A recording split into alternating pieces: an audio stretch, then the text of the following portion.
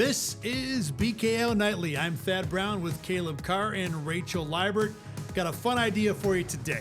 Offseason mostly over. Teams have put their rosters together. Remember last year, the Bills weren't the first place team in the AFC East. They were number 2 behind the Patriots. So what we're going to talk about today, did the Bills catch the Patriots? We're going to go position group by position group, and we're going to score this like a boxing fight. So each position group will get a 10-9, 10-8 scoring result. We've got 3 judges here. We've got a 10-round fight where we go 10 different position groups, and we will see, based on our 3 judges, if the Bills have caught and or passed the Patriots based on what both teams have done during the offseason. We start where we always should start when we talk about football teams, with the quarterbacks, and this is the only one where I am very locked in which team is going to win. I think we all got Buffalo getting the 10 points out of this round. The question is it a 10-9 round or something less than that? Rachel, you can go first with your decision of this round. My decision was a 10-8 in Buffalo's favor. I don't think, as much as Drake May was clearly a part of the MVP conversation last year, I don't think we can really put him just one below Josh Allen quite yet at this point in his career. I don't doubt that Drake May is capable of getting there, but I think just because, by default, because we're comparing him to Josh Allen, that's kind of just where he has to fall. And then, just like you said, it was really no question that the Bills have the upper hand, because I think regardless of who your backups are and anything into account for that, I don't know if any team in the NFL, I mean, really, is there a team in the NFL that we would choose over the Bills in this situation? So, I went 10-8 just because I think Drake May he's still so young. So I think it just kind of by default falls that way. I also went Buffalo, and I did also go 10-8. My reasoning is a little bit different. I think that Drake May is good. And I think that he's really close to being like a 10-9 and maybe has the potential to at least have a conversation about whether or not it's him or Josh Allen. But I'm not willing to go anywhere near that after one good season. I think at this point in Josh Allen's career, although he's not in the MVP conversation every single year, he's at least an MVP caliber player year in and year out. Drake May's done it one time. He's going into his 3rd season, I believe it is. Yes, first correct. season was good for a rookie season, but nothing extraordinary. And then MVP conversation last year. I think, especially with how the NFL has been recently, guys like Jaden Daniels and CJ Stroud, especially, after one good year when you're only a couple seasons in, I'm not willing to put you in the elite conversation just yet. All fair arguments. I did go 10-9 with Drake May. He went to the Super Bowl last year. I know that the path was as easy as it gets, but he still got there. And he was also an MVP candidate. And again, there are a number of arguments about whether or not he really should have been in that mix, but he was, and he dang near won the thing. So to me, I think that's close enough to get him to a 10-9 decision with Josh Allen. I did haggle between 8 and 9. I mean, your arguments are totally valid, and I get it, and I think it's reasonable, because to Rachel's point, there ain't no one in the league, not even the Chiefs right this second, with Pat Mahomes coming off an injury, where Josh Allen, that team is not getting the 10. So it's just a matter of what you want to score the other team as. I do think May is close enough. I did look at the backup quarterbacks too, by the way, and the Bills are better there. It's Kyle Allen and Tommy DeVito. I mean, neither one is scoring any points, but I would rather have Kyle Allen in a pinch than DeVito. So I think 10-8 is a very, like I said, very valid way to score it. I think May has done enough to get him into the 10-9 category. All right, let's move on to running backs here. And everything else after this, I think, gets a lot more debatable, both maybe not necessarily with the winner all the time, but certainly with the score. Caleb, you can go first this time with your running back score. This one, when we first presented the idea, I was immediately like, oh, Buffalo, 100%. I mean, James Cook, he just won the rushing title. He looked like one of the best backs in the league. And the Bills kind of I would argue that he was the MVP of the Bills team last year. If he wasn't playing good, if the running game wasn't good, it probably wasn't going to be a great game. But as I looked at it a little bit more, I ended up going Bills 10, Patriots 9, because I do think that the kind of combo of Stevenson and Henderson for the Patriots is actually really good. Stevenson is definitely not a great running back by any means, but he gets the job done. And Henderson has that just electric ability where anytime he touches the ball, it could go to the end zone. I mean, we saw it multiple times last year. And then just now, actually, kind of thinking about it, I know it's not technically running backs, but if you want to throw fullback situation in there, the Patriots now have Reggie Gilliam, and he's one of the better fullbacks in the league. And so that might help you tip the scales just a little bit. But I still have Buffalo better, but I think the Patriots are right there. You stole my Reggie Gilliam caveat so at the end. sorry. I had it ready to go, So man. I was so sorry. excited about Reggie that. Gilliam getting all the honorable mentions of the last two podcasts.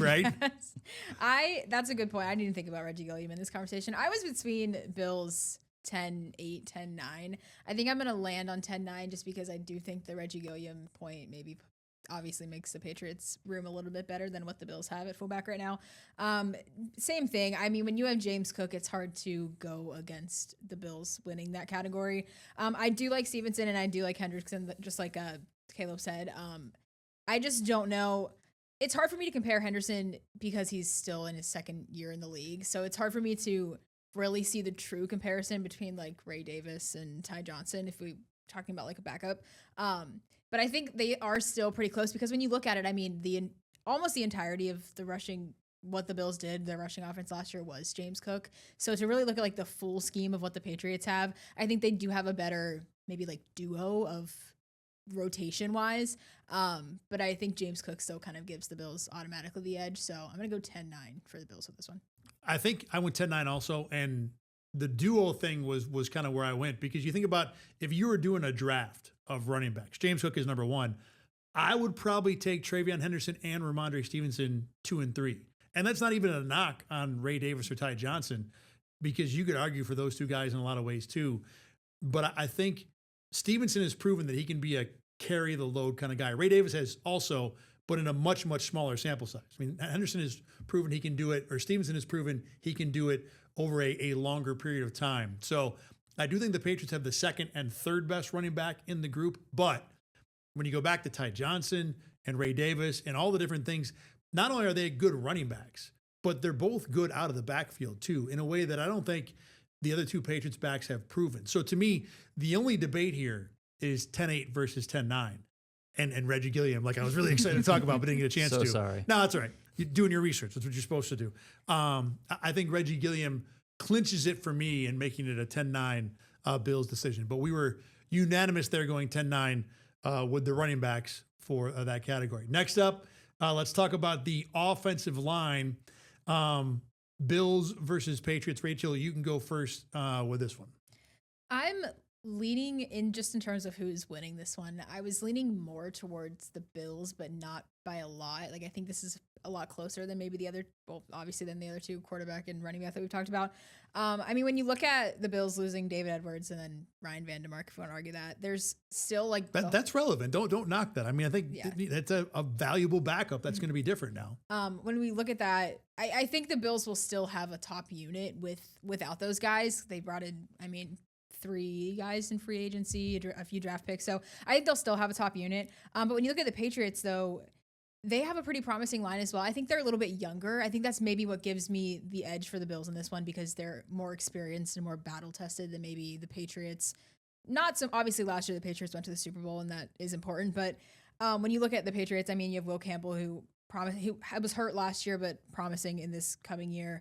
And then they have Caleb Lamu, the first round of the draft. Lamu, first round of the draft. So I think it's close for me, but just because the Bills unit, the offensive line unit was strong last year, I am leaning more towards them because I just think they have, at tackle, they have Deion Dawkins, you have Spencer Brown. It's hard for me to kind of go against those guys. So I'm going to go 10-9 Bills. I was kind of bouncing back. I do have Buffalo at 10. I was kind of bouncing back and forth between 8 and 9 for the Patriots, and not because of how the Patriots are good. Like they have a pretty solid offensive line. They've made additions to it this year, like you said. I really like some of their young pieces like Will Campbell. Like they have a lot of good pieces there. I think the thing with the Patriots is it just hasn't all come together yet, or we at least haven't seen it all come together. Even with losing a couple pieces on the Buffalo offensive line, it's still one of the most like consistent year in and year out. Deion Dawkins, Spencer Brown, like you've got the same guys pretty much every single season for the past few years. And they've also been one of the best, but also one of the most consistent. Like there's not very many weeks where you're like, the offensive line didn't really perform that great. I mean, Deion Dawkins, I think, had a bit of a down year this past season, but like even with that, it was still one of the best units in the league. I mean, we just talked about the running backs. James Cook led the league in rushing yards, and that goes beyond just James Cook. That's a big offensive line award as well. So that was definitely a bump for me. And then similar, like you said, they're just young and they just haven't really put it all together yet. I think they can be pretty good, but like I don't want to base this just off of what they are on paper right now. So I'm going to go Bills 10, Patriots 8. 10-8, huh? Okay. I would stay 10-9. I thought the whole lead up was to go 10-9, so I was kind of surprised. I'm trying to keep score here too, so I'm like ready to write down a 9, and then wait, 8. You got to change that. I'm gonna go. It's back and forth. You can make the argument for it for sure. It's like a high 8, but I'm still gonna go 8. I went 10-9. Elijah Vera Tucker and Michael Onwenu, the two guards for the Patriots, might be the best two guards in either team. And again, Osiris Torrance can play, so he certainly would be in the mix and have an argument to be better than one of those two. Vera Tucker, it's about him being healthy. When he's healthy, he's really good. But he's been very rarely healthy during his career, at least with the Jets so far. The concern for the Bills, obviously, is that one left guard spot with Alec Anderson and or Austin Corbett. But the other four pieces around them should make it a group that continues to be consistent, like we've talked about, and one of the top groups in the league. So, again, I think it's pretty safe to say that the Bills are better here. The Bills have the clearly better tackles, even if Will Campbell does realize the potential, Rachel, you talk about, which I think he could. Spencer Brown and Deion Dawkins, even Deion Dawkins 30+, are still a better option than Campbell and Morgan Moses, who's as equally 30+, more so than Deion Dawkins is. There wasn't a whole lot added in the draft either way. I know Lomu could be a piece that could really make a difference. I'm not sure if the Patriots even know what they want to do with him yet. So I do think there's more upside with New England than there is with the Buffalo offensive line. But Buffalo's the group I'm going to trust. And with the other four guys, there's been such a resume of success and everything. So I think it's easy to give Buffalo the win. I wouldn't go down to 10-8 just yet because there's enough Bills questions. The other thing too, and I'm debating, I'll throw this out to you guys right now. Do we put the Aaron Kromer effect here, or do we save it for the coaching category, which is going to come up later on in the show? I think we probably drop that in the coaching, right? In terms of scoring it here. I think we score the O-line with players and then leave Kromer for later. Either way, it's going to be a thing. I almost think I didn't even think about that, but I almost think that might be a potential big enough impact that it might be worth dropping into the offensive line. We probably actually should put it in offensive line, and we'll leave head coaching for head coaching. I was going to say, I'll say just personally, when I did the coaching thing, I was looking more at like head coaches, offensive coach, or offensive and defensive coordinators, top guys. I wasn't really looking down at the linebackers coach. So I would say, man, that actually almost makes me want to jump up to. You can adjust. You know what? I'm going to adjust because of that. I'm going to adjust up to 9. I said it was really close, and I think that's enough to make me go up to Patriots 9. Because that is a big loss to the Bills' offensive line, bigger than David Edwards is. Yeah. From what everybody has said, the way all the guys have talked about Aaron Kromer and all the things he's contributed to the offensive line, and the new coach is a Kromer disciple kind of sort of, so maybe there won't be as much of a drop-off. But sitting here right now, you've got to look at Aaron Kromer being off that Bills' offensive line as a thing. I still think the Bills' offensive line is better. Yes. But it's going to be an impact, you would think, for sure. Yeah, I mean, I'm with you. I think I stay with the 10-9, but I didn't think about that either. But yeah, that's a good point. Okay, let's move on to wide receivers. Now, with this position, and I talked to you guys about this before, but for everybody who's watching and listening, we have decided to include A.J. Brown as a part of the Patriots evaluation because all the reporting says that within a month, he's going to be a member of the Patriots. Now, it may not happen, and we'll talk a little bit about what the score looks without A.J. Brown. But for the sake of our official judgment, we're going to include A.J. Brown in the wide receiver group. Rachel, you can go first. Well, before I knew A.J. Brown was included, there was a world where I was willing to sit here and argue that maybe the Bills have somewhat of the upper hand. Okay, I know it's not a lot, but when you look, Caleb's reaction. When you look I just wasn't expecting that. When you look at position, like player to player individually, one-on-one, there was like a argument to be made. However, AJ Brown being with the Patriots makes me automatically pick the Patriots. And I'm going to say 10-8 because I just think AJ Brown is the type of player that is, no matter what room or what team he steps into, is going to completely change what's going on in there. And the loss of Diggs for the Patriots is kind of what initially made me think, okay, it's a little bit of a closer race just because he was their wide receiver one. And the guys that are, I know they added Romeo Doubs this offseason. They've added guys, but I personally don't think Doubs isn't living up to what Diggs did last year with the 1,000-yard season and how productive he was last year. But I think when you bring in AJ Brown, regardless of who's in the Bills room right now, I think AJ Brown probably has the upper hand a lot of receiver options.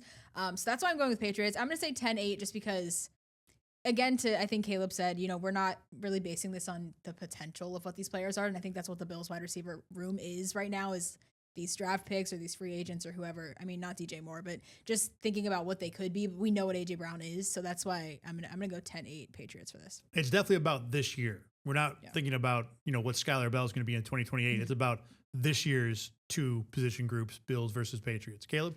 Even before AJ Brown, I don't think I was anywhere close to the Bills maybe having the upper hand here. I went Patriots 10, Bills 7. I went all the way down. Wow. I went all the way down to 7. It's like a TKO. So I tried to look at it like wide receiver 1, wide receiver 2, and compare. So AJ Brown beats out DJ Moore easily for me. I think DJ Moore has potential to be a very good wide receiver 1 for Buffalo. He's going to be working with his best quarterback most likely, but he's also getting up there in age, and he just didn't. I know his production didn't look great last year, and you can say that that's because there were a lot of weapons around him, but I just didn't think like he looked as good as he maybe has the past few seasons. I still think he has potential to be good, but not AJ Brown level. The only one that I think Buffalo might have the upper hand is at wide receiver 2. I do think that Shakir might be better than Doubs. Doubs is in a similar situation though, where like at Green Bay, there were so many options that were all kind of like on the same level. So we never really got that. He's now going to be the set wide receiver 2, and I think that could be good for Doubs and could jump him up above Shakir. But for right now, I think Shakir's better. But then you look at like the rest. You've got Booty, Hollins, Douglas for the Patriots. I would take any 3 of those over Josh Palmer. Josh Palmer. Wow. Based off last year, he just didn't do anything. Like he wasn't out there. I know that there were some injury problems, but like I thought that those 3, even Hollins, Demario Douglas, Keyshawn Booty, like all of those guys, like when they got their opportunity or when they got their moments, they like proved that they can be good wide receivers. And I didn't really see that from Joshua Palmer or obviously Keon Coleman last year. And then, like you said, Skylar Bell, I think he's the bright spot for Buffalo. But if we're talking just this season, I don't think we can expect him to like make a huge impact. I think he can climb up to be the wide receiver 3 and to be a good, capable wide receiver 3. But I still, like just right now, I think I would take any of those next 3 guys on the Patriots before I take Palmer, Coleman, or Bell. And so for that reason, it's just such a big difference, especially with AJ Brown and DJ Moore at the top, that I have to go Buffalo 7. I'm surprised you guys are this down on the Bills receivers. And I know that's I would like to say that initially I was not. Then AJ Brown was thrown into the conversation. Yeah, I don't think I'm down on them. I think I'm just like starting to realize that I kind of like the Patriots wide receiver. Okay. I'm surprised by that also, I guess. That yeah. the non-AJ Brown version. The AJ Brown version, like Rachel said, is a whole different. Well, the non-AJ Brown, I don't think it's amazing. I think without AJ Brown, I probably would have gone Patriots 10, Bills. I might have gone Bills 9. It might have been a high 8, like the offensive line, but it would have been much higher. But with that AJ Brown, I have to drop it down. Let me do the non-AJ Brown version for a second. Okay. So if we take him out, the best receiver on either team is who? I still think it's Shakir. Am I wrong about that? I mean, look, I'm not a huge argument. I'm not a huge Romeo Doubs fan, so it's going to color me a little here. And for sure, Doubs is the better upside because people think in the right situation, he could be a reasonable number 1 receiver, which Shakir just is not. So I get that. But I don't know if this particular New England team is that. Drake May is fine. I don't know if Doubs is going to be showcased enough with or without AJ Brown to where he gets to that. So I would still go Shakir is the best receiver next to AJ Brown. And we already had DJ Moore in Buffalo too. Mm-hmm. So it's DJ Moore and Shakir. I've got the Bills with the two better receivers than anything New England has other than A.J. Brown. That was my thought process. Mine was thinking of Moore and Shakir, if you have them as like, you want to count them as the duo, and then compared to Booty and Dobbs. Like, I think Shakir and Moore are a stronger duo on paper maybe than them. So that's why I went Buffalo without the AJ Brown being in the picture. So I'm with you with that. And after that, I think Matt Collins and Josh Palmer are washy. You know, they're about the same guy. Matt Collins had a pretty surprisingly I don't know, man. Matt decent Collins season is. last year. Matt Collins has that, like, if we're going just based off of like last year and what we think this year's going to be. No, you can base it on what these guys have been forever. The idea is, what do we think this year's going to be based on whatever? I still think I like the Matt Collins. I think I like Matt Collins' potential this year more than I like Joshua Palmer's. Like, that's where, like, I get your argument. Like, without AJ Brown, it's Romeo Dobbs, DJ Moore, and Khalil Shakir. Those are the three. And I think you're right. Like, I think that the Bills have the better two receivers there. Definitely a tier drop from those three. I agree with that. Yeah, but I just think that like, when you look at the depth and who has to come in as the wide receiver 3 and wide receiver 4, I know we shouldn't care too much about 5 and 6, but like, especially for 3 and 4, I think the Patriots are just so much further ahead than Buffalo is right now, at least for like proven. Like, I don't really trust Palmer right now, and I definitely don't trust Keon Coleman. And then it's hard to put a ton of trust. I love Skylar Bell. It's hard to put a ton of trust into a 4th-round rookie. I'm with you there. Keon Coleman is a non-factor in this discussion until he proves otherwise. Exactly. But then you look at Booty, Hollins, and Douglas. They are factors. Like, they should be discussed when talking about the the Patriots wide receiver room. Keon Coleman is just barely a part of it. I just think those guys are just guys, Yet he's though. still like the number 4 guy. I hear you, but I just think those guys they're guys. That's more than Keon Coleman is. I get that, but it's just Keon Coleman. I think the key is I like Josh Palmer more than I don't know about you, Rach, but more than you are. I think Josh Palmer can play if he's the 3rd and 4th guy, which is what we're saying about Keyshawn Booty and Demario Douglas, right? But I think they could play as I personally think they can play as more than just the number 4 guy. Like, I think they could be high quality wide receiver 3s / low end wide receiver 2s. I don't have Palmer. Like, Palmer isn't even sniffing wide receiver 2 for me. Well, those 3 guys, maybe not Hollins, but Booty and Douglas are. That's a fair statement. I hear what you're saying there, that the reasonable upside of those guys is there. I think Josh Palmer has the route running ability to maybe be a 2, but I know that I'm going to tell everybody a story that you'd have to like believe and follow 3 or 4 different steps to get there. Anyway, with A.J. Brown, though, I did go 10-9 Buffalo because Really? Wow. Even with AJ Brown? Buffalo. I'm sorry. 10-9 in New England. Okay. My bad. Wait, but still, you still went 10-9? 10-9, yeah. Wow. Because again, I like different Moore opinions. I love and this. Shakir better than anybody else New England has. I'm down on Dobbs, and I'm up enough on Palmer that I don't think it's that big a deal. Yeah. I might be, to be honest, underrating the A.J. Brown impact with a 10-9 score, but I'm going to stick with that because I like Shakir and Palmer enough to get it to 10-9. I feel like I will be honest. Like, I'm standing my ground that, like, when you look at the back half of the depth chart, that the Patriots are so much better. But I will say I might be overreacting a little bit on the AJ Brown impact. Like, it might just be because I'm an AJ Brown fantasy owner and I like love him. Fair. But fair. like, I will shut up. I will say I might be overreacting a little bit to it, but I'm nowhere close to Bills 9. I could be convinced to go up to Bills 8, but I'm nowhere close to Bills 9. And I could be convinced to go 10-8 on this too, but I'm going to stay on 10-9. And I'm right in the middle, so. Good job, Rachel. I see both sides. Great of the work. argument. I mean, like you said, you said you're higher up on Palmer and less on Dobbs. I think I'm less on Palmer, higher on Dobbs. So I think that's why I fell in the 10-8 category. Same. And I could very easily be wrong on Dobbs. But I'm also less on Mac Hollins and Caleb is. I'm not like guys. super high on Mac Hollins. I would just take him over Keon Coleman any day, and I could make an argument for over Joshua Palmer. And yeah. And when he's like, what's he's like the number 5 guy there, maybe? Mac Hollins? Probably 4. 4? So Brown. But we're saying probably 4. Yeah. Actually, he might be 3. Brown, Dobbs. You're going to put him over Booty and Douglas?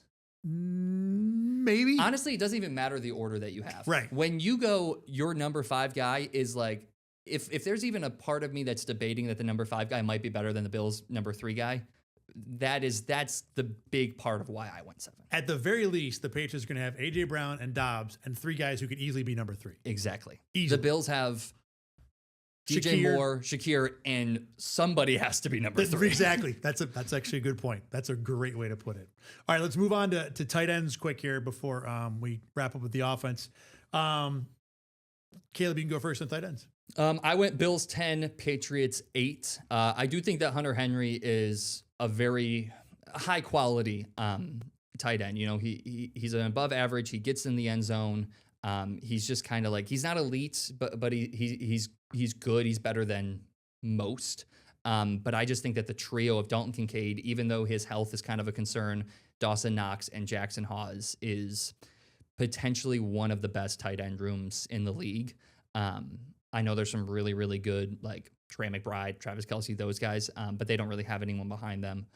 So for that reason, I'm going Bills 10, Patriots 8. I also went Bills 10, Patriots 8, just for the same reason of the Bills room is just more well-rounded. There's more options. I mean, you have Kincaid, who's going to catch the ball. Knox is kind of a mix of blocking and going to catch the ball. And then you have Jackson Hawes, who's mostly a blocking tight end. He catches it, though. He can.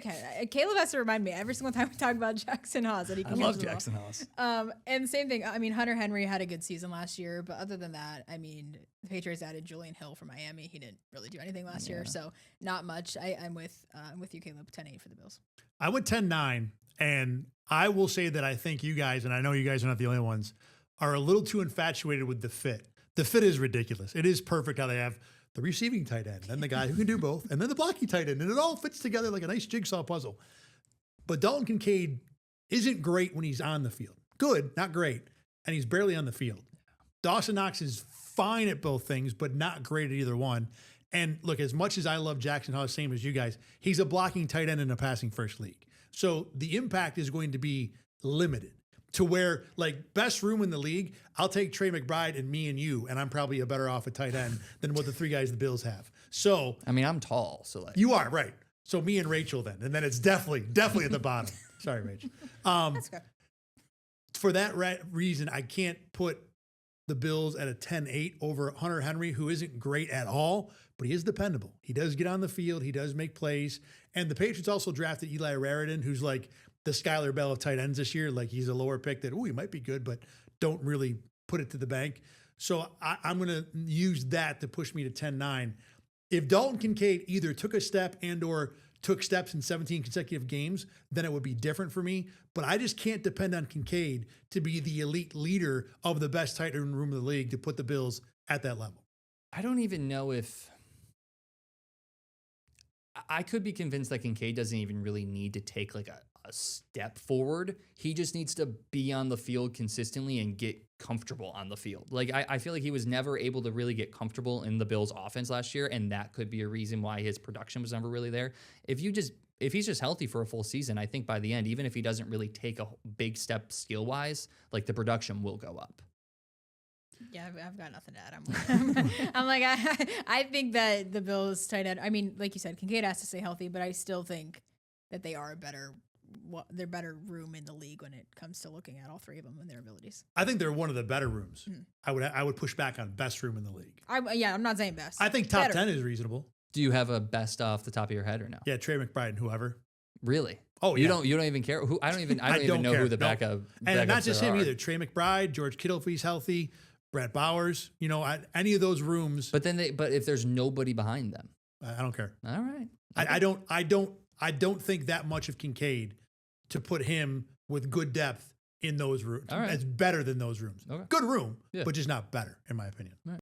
Let's move to the defensive side of the ball, though. We start with the defensive line. Rachel, you can go first, talking about D-line for both the Bills and the Patriots. I went with the Bills having the advantage, but I went 10-9 because I think it's pretty close because to me, neither of these groups are particularly dominant. And I think a lot of it has to do, with the Bills especially, I kind of looked at it as, I went position by position of who. Okay, well, I'll start with Ed Oliver. So Ed Oliver, we know what Ed Oliver is capable of. Last year wasn't a good showing just because of how much he was injured. And then I look at him versus like Milton Williams on the Patriots, and he had a good season last year. But, like I said, we rarely saw Oliver, but if we're putting them against each other, I like Ed Oliver more than I like Williams when he's at his peak and when he's healthy. So that's like 1 point for the Bills for me. And then when I look at Greg Rousseau versus Harold Landry, I mean, Rousseau 7 sacks last year. Landry had 8.5 sacks last year. So he was a little bit more like dominant than Rousseau, but he didn't play a full season. So that's also another one for me. I do like Greg Rousseau a little bit better in that too. I think he just has maybe more of the explosiveness and that advantage.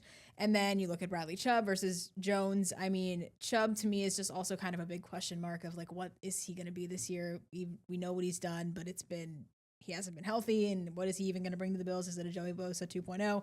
All the questions. But overall, I do think the Bills, what their key pieces to their defensive line are a little bit stronger than the Patriots. Not by a lot. That's why I'm going to go 10-9. But I do think they might have a slight upside, barring everybody stays healthy. I'm also going to go 10-9 with the Bills taking the 10. I'm kind of in the same boat as Rachel, where I think the Bills' defensive line is better, but like not by a whole ton. There's not a lot that I love about either one of them. But like when you look at the key pieces, Ed Oliver, Bradley Beal, not Bradley Beal. What am I saying? Bradley Chubb. NBA season. It's okay. NBA season, I guess. Bradley Chubb, and then obviously the Deion Walker. I think those three guys, I know the Bradley Chubb is kind of like, will he be healthy? Will he actually be good? I think that like the key guys and the main like core of the defensive line is better than the main core of the Patriots defensive line. I also do really think that like between the potential of TJ Parker and Greg Rousseau, like I think that on the edge they have a chance to pairing that with a potential healthy Bradley Chubb. Like I do think that the Bills could have a significant upper hand when it comes to the edge. But then on the interior, I do think that Ed Oliver and Deion Walker are better. It's really tight. I think by the end of the season, it could be like if Bradley Chubb doesn't work and if Ed Oliver can't stay healthy and if TJ Parker doesn't become anything, it could easily become Patriots 10, Bills 9. But for right now, I'm going to go Bills 10, Patriots 9. I'm the other way. I'm New England 10-9. I like Christian Barmore and Milton Williams as an interior duo a lot better than, a lot may not be, significantly better than Deion Walker and Ed Oliver. Ed Oliver is certainly in that level. There's no doubt. Deion Walker's got to show it to me for more than flashes in a game. He was good for a rookie last year, certainly good for a fourth-round rookie, and he's going to be a guy that I think will be a big part of the center of this defense for a while. But again, it was a few plays here, a few plays there, not like what New England did last year. New England's interior duo, when those two guys were healthy, was as tough as anything the Bills faced all season. So interior-wise, I like the Patriots significantly. On the edges, you got a bunch of guys who are all solid. Maybe not so much Draymond Jones, but Landry and Chubb and Rousseau are all good, not great guys. I'd probably take Rousseau and Chubb 1 and 2 over the other ones, but I don't think the bulge or gap between the edges offsets how much I like the two interior guys for New England. Both teams drafted a solid but unspectacular rookie this year, TJ Parker for the Bills, Gabe Akers for the Patriots, so that's kind of a wash. I think it is close for sure, but I liked a lot what New England did defensively as a whole, and it started with these two guys in the middle, so I'm going 10-9 New England. I get the interior. I think I'm maybe just a little bit higher on Deion Walker, or I guess I'm just projecting what he's going to be this season. I'm projecting that he's going to take another step forward and he's going to continue to improve. And if he does that, I think that the interior is a lot closer than what you're saying. And I would honestly pick Buffalo over it, just because I think when Ed Oliver's healthy, if he can stay healthy this year, like I think he's proven that he can be one of the better defensive tackles, nose tackles in the league. And that kind of just bumps it up enough for me. Do you think he's better than Barmore and Williams? I mean, not at his best, but just healthy, normal season from Ed Oliver. Because the thing with Ed Oliver, just normal season. For Ed Oliver, a healthy, normal season would be. Explain the question again. Ed Oliver has disappeared at times, which is the point I'm making. Yes, he's had 2 years ago. He was ridiculous for like 11 weeks. Yeah, and then there've been stretches where he's not there. Now I don't follow Milton Williams and Christian Barmore enough to know when their lulls have been. But I know for as good as Ed Oliver is, for extended stretches, there are also decent stretches where he's not very effective at all. So you're just saying like his average. Like Yes. yeah. Yes. I would maybe take Milton Williams over Ed Oliver's average, but I do think that like when Ed Oliver's at his best, I think it's better than when Milton Williams is at his best. And if, I would that put makes sense. Barmore in front of both of them. Okay. When he's healthy. I mean, remember Barmore had I think it was like a heart issue or something, some major injury. He didn't play it all last year. He's still a really, really good player and young. And the second question I have for you guys, how far away from Ed Oliver do we think Deion Walker is? Like a notch and a half, 2? Because whatever that is, I think he's behind both Milton Williams and Barmore the same amount. Not saying that they're all. Oh, Deion Walker is you're saying? Okay. Yeah. I'm not saying that Barmore and Williams are the same as Ed Oliver. I think you can make the argument that Oliver is maybe a touch better than those two guys. But whatever Deion Walker is behind Ed Oliver, he's the same behind both the guys New England has. I think he's maybe 2 notches behind Ed Sounds Oliver. about right. I mean, I don't know how it's figuring out the size. We're not going to debate what a notch is. I know, yeah. I think he still has a ways to go. I mean, he was a rookie last year, and you could tell. Like, I think we've said this about Deion Walker. You could tell he was a rookie. For as much as he was productive in his first season, you could still tell that he needs like fine tuning, and that's what Ed Oliver has when Ed Oliver is healthy. So I would say 2 notches. I don't know how big the notches are, but I think 2 notches. I think it's a significant, there's a significant gap between Ed Oliver and Deion Walker. Right you now. are picking up what I'm putting down when I say notch and a half. So that the 2 notches is fair. I would say a notch and a half, but I do think that like we saw him I'm not just like saying, oh, I think he's going to take a step forward for no reason. Like we saw him improve throughout last season. Maybe not significantly, but a good bit. We saw him improve from week 1 to the end of the season. So I see no reason why that doesn't continue into the offseason and into next season. So by mid next season, I think he could, again, I think Ed Oliver has a chance to be like one of the best in the league. So like 2 notches below Ed Oliver is pretty good still. But I think he could catch up. I don't think you're wrong about Deion Walker, and I think expecting him to improve is very reasonable. I think putting Ed Oliver among the best in the league, I have a problem with. I put him bottom of top 10. So good, really good, but best in the league, I don't think he's quite there. Well, not right now. Even when he's healthy. I don't know. The bits that he was healthy last year, he was really good. It's close. It's a reasonable debate, which is why we're having it. All right, let's move on to linebacker, which, frankly, tell me if I'm wrong about this, the worst position group combined of both teams. Do we think that's a fair thing to say? I think that's probably fair. Yeah. Yeah, I do think that's fair. We can skip this if you want, Rach. Caleb, you go first. I went Patriots 10, Bills 8. Yeah, there's just not a lot of great to say about either room. The Patriots' current like slated starters, Christian Ellis and Robert Spillane, they combined for 191 tackles in the regular season last year, and then like 20 each in the postseason or something like that. The Bills' current starters, Terrell Bernard and Dorian Williams, only combined for 128. Now, I know the argument they were both didn't play, or Dorian Williams didn't play a ton of snaps because of the fact that he was like linebacker 3 or 4, and then Terrell Bernard was injured. So you would think just by doing simple math that if you put them both on the field for a little bit more, then they probably catch the Christian Ellis and Robert Spillane. But I don't know if Terrell Bernard is at the level, can get back to that level that he was a couple of years ago. And I know you're high on Dorian Williams. I still just don't know if I don't know if he can become like a quality starter. And the Bills just didn't do anything. They didn't do anything this offseason to really improve that room for me. So far, yes. I was honestly debating going 7. But I think just the fact that Bernard was out with injury and Williams didn't get a ton of snaps, I think I have to be at 8. For the record, too, we grouped the edge guys who are all going to be technically listed as linebackers, Yes. both teams, Harold Landry, Greg Rousseau, Bradley Chubb. They're all defensive line guys. We're talking about just off-ball linebackers. And to your Dorian Williams point, I liked him as an outside linebacker in the edge rushing role, not so much as the off-ball guy, which is where the Bills have him positioned for now. Yeah. Rach? I went the Patriots 10-8. I honestly wrote down the Patriots before I even looked into any statistics. Not unfair.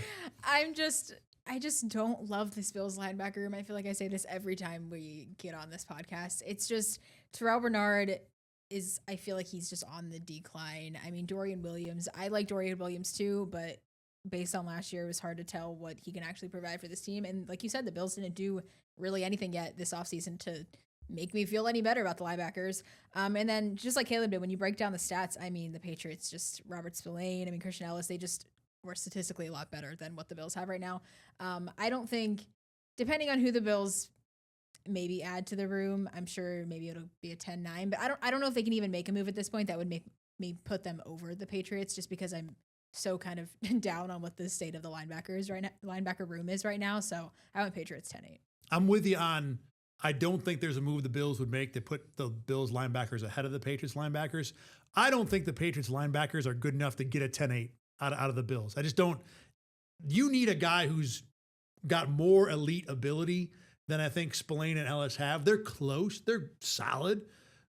But with Terrell Bernard being the most athletic of anybody in terms of, I think, upside, if I was going straight on upside, Bernard's probably number one of all the linebackers. So based on that, I'm going to go 10-9, even if the overall group is just so lackluster. I think for both teams, I wouldn't say you're hiding the linebackers for New England, because they can play. They can do their job.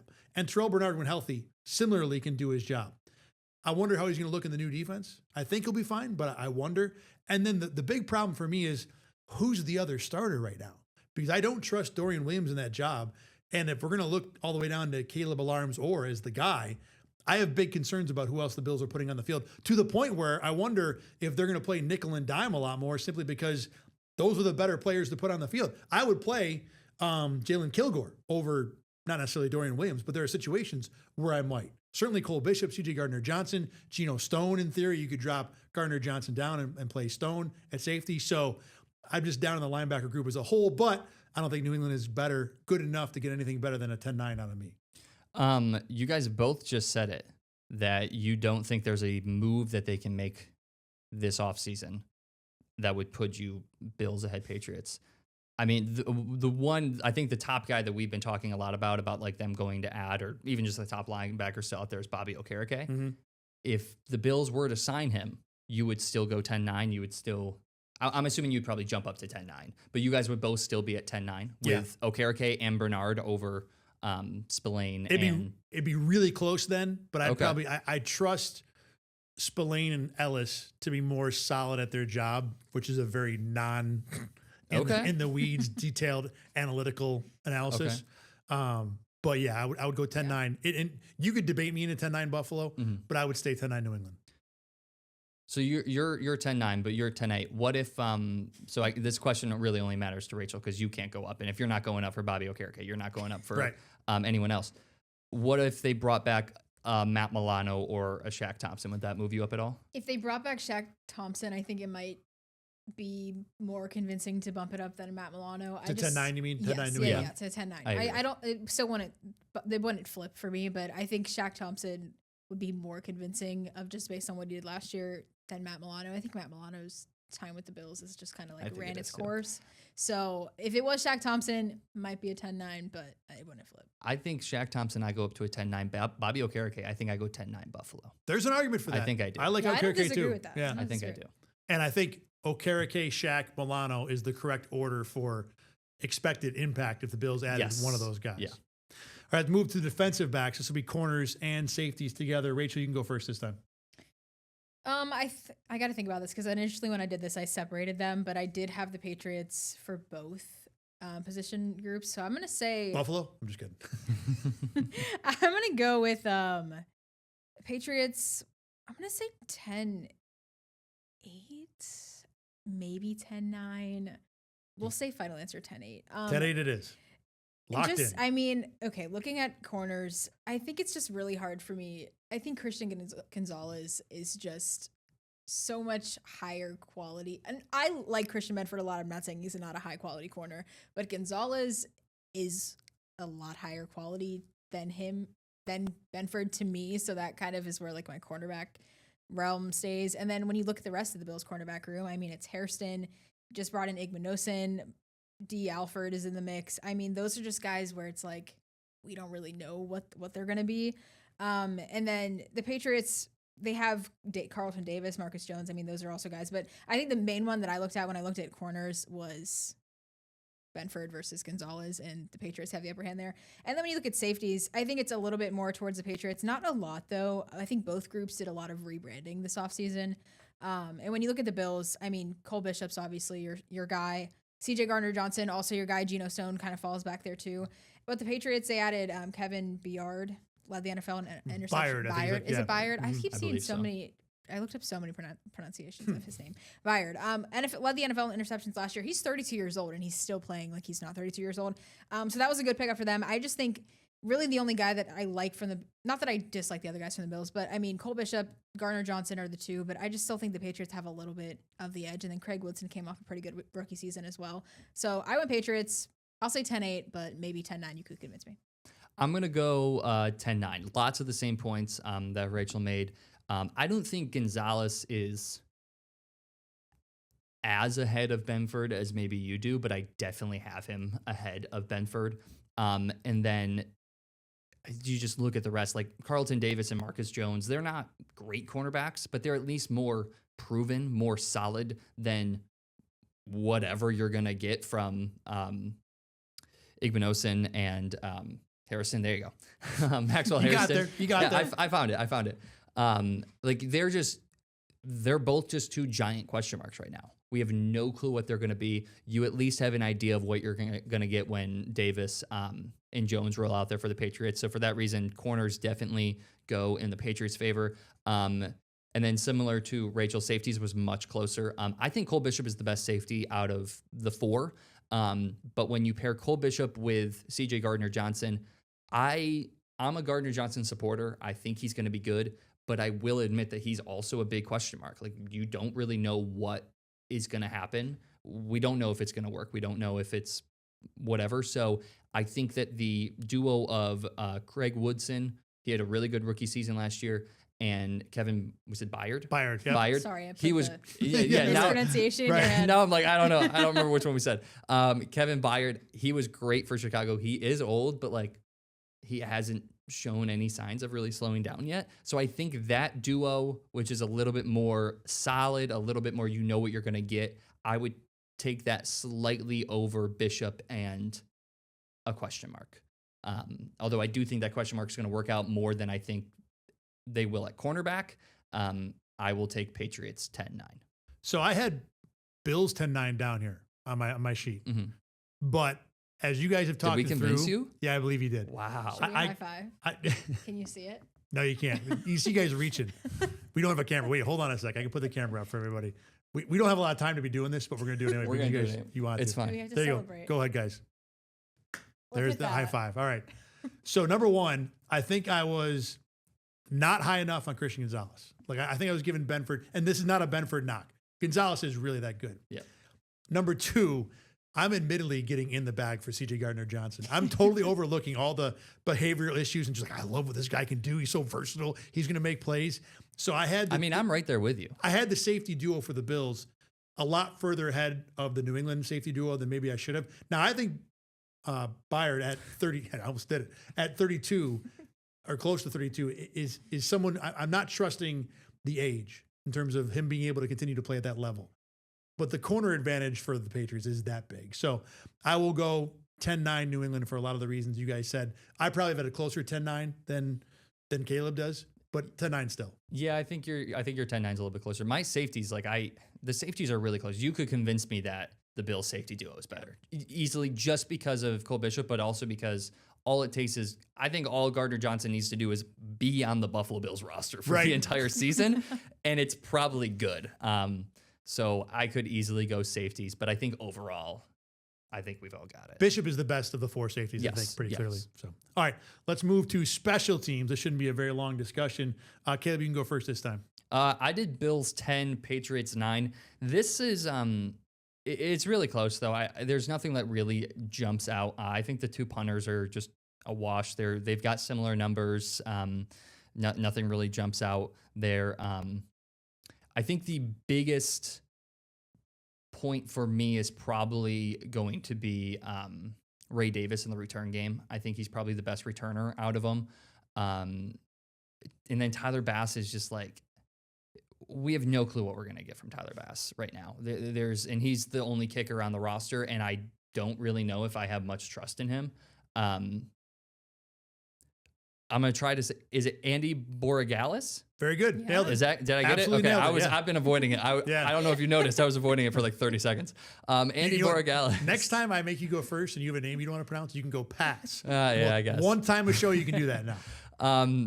I think Andy Borregales, him and Tyler Bass from 2024 have similar numbers, but Tyler Bass coming off an injury scares me. So because of that, I think I just did it again. I'm going to go Bills 10-9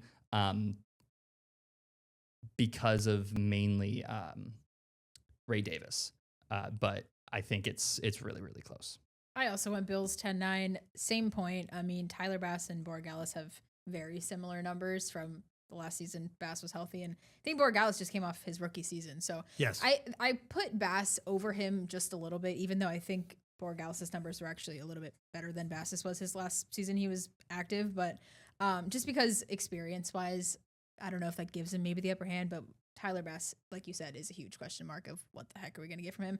I think the return game was really what kind of set the Bills apart, and especially Ray Davis, just like Caleb said, was the main factor of why I gave it to the Bills. And then punters too, just like you said, was a wash. I didn't even write anything down for the punters. I just said I think the Patriots have a little bit of upper hand, but the numbers are a lot of the same. So I went with the Bills. For what it's worth, the Patriots did have the number one punt coverage team in the NFL last year. For what that's worth, those things change wildly year to year. Yeah. I'm with you guys. I trust the Patriots kicker Borregales more than Tyler Bass. Not that Tyler Bass can't be better. I just don't believe in him yet from what we've seen lately. I did go 10-9 New England based largely on that. The other thing with me too is Ray Davis was a threatening kick returner for like half a season in his career. I'm not ready to put him in as, oh, he's going to be a great kick returner every year. Those averages can sometimes be inflated significantly by one touchdown return when you have that small sample size. Doesn't mean he can't be. And I absolutely think the Bills should run it back with him as the kick return guy. But I don't trust Ray Davis enough to overcome the issues I might have with Tyler Bass versus Borregales, even if you guys actually might be the right call when it comes to this overall.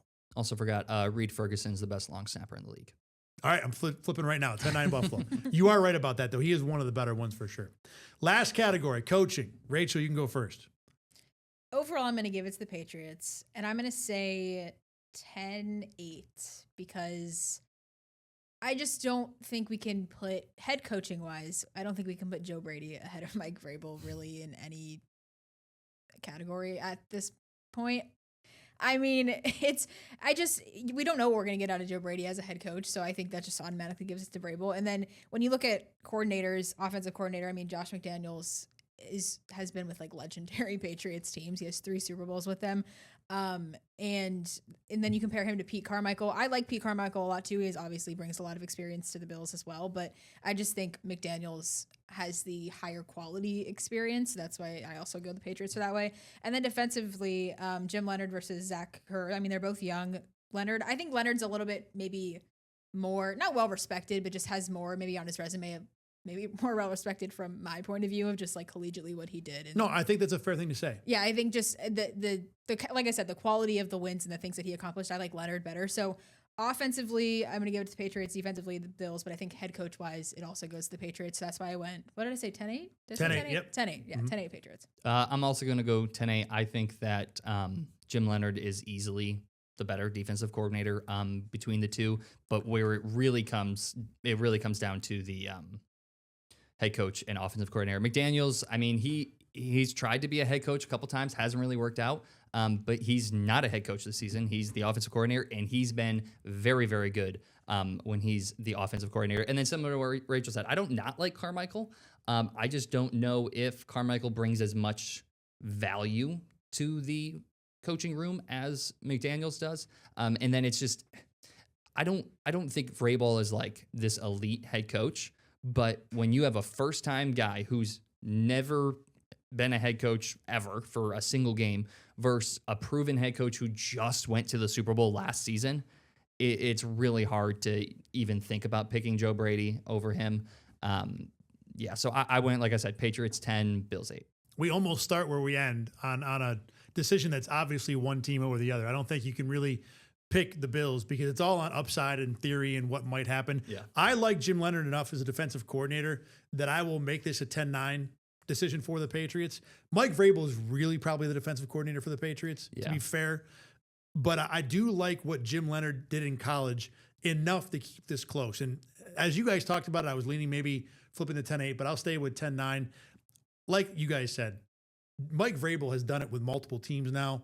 Playoffs with the Titans, playoffs with the Patriots. So you can't not give it to New England, just a matter of what the margin is going to be. All right, let's wrap this up with the final scores for each of our 10-round fights. Again, 3 judges judging the Bills versus Patriots AFC East championship bout. We actually have a winner, but 2 of us had a draw. Oh. Caleb Carr, you went 92-92. A Really? draw. Yep. Okay. Rachel Liebert, also 92-92, a draw. Okay. Should we high five again? We should when we go back to the Okay. Yeah, We'll high five. you guys will have a high five moment in a Yeah, minute. yeah. Don't you worry. I had it 96-94 New England. Only because you guys talked me out of making it 10-9 Buffalo in defensive backs. So I had So it would have been a 3. would have been a 3-way Would have been draw. A 3-way draw if I had left my original score. Because I had Wow. 95-95. I didn't give out any 10-8s to anybody. No. You guys gave up some 10-8s, which were not unfair. Am I get the it. only one that gave out a 10-7? You're the only one who gave it out 10-7. That was 10-7 for I just hate Receiver? the wide receivers. Bills losing wide I receivers. just hate them. I hate them. Every point matters, though. Every point matters. Wow. So we were doing this exercise to see if the Bills had caught New England based on 2 or 3 judges they have. And mine is as close as can be for having New England win. So I think bottom line, these 2 teams are still razor tight when it comes to who the king of the AFC East so far is through the offseason. For sure. I'm surprised. I feel like on paper, I felt like I was like mostly Bills. I mean, felt you that were. way too. You had 6 out of 10 categories for the Bills, Yeah, but there all the was- Bills losers were 10-8. That's true. Yeah. The Bills deficiencies for you at linebacker, defensive back, head coach, and receiver, which frankly are going to be issues in this matchup. Yeah. We're all 10-8s. I mean, it could easily work out that way. Yeah. That's how it plays out on the field. Yeah. All right, that's going to do it for this edition of BKL Nightly. You guys ready? 3, 2, 1, high five. For Caleb Carr and Rachel Liebert, I'm Thad Brown. Remember, you can always watch these shows on YouTube, on Spotify, and on your local streaming channel. We're back again with you next week. Thanks for watching the Bills versus Patriots edition, and we'll see you next time.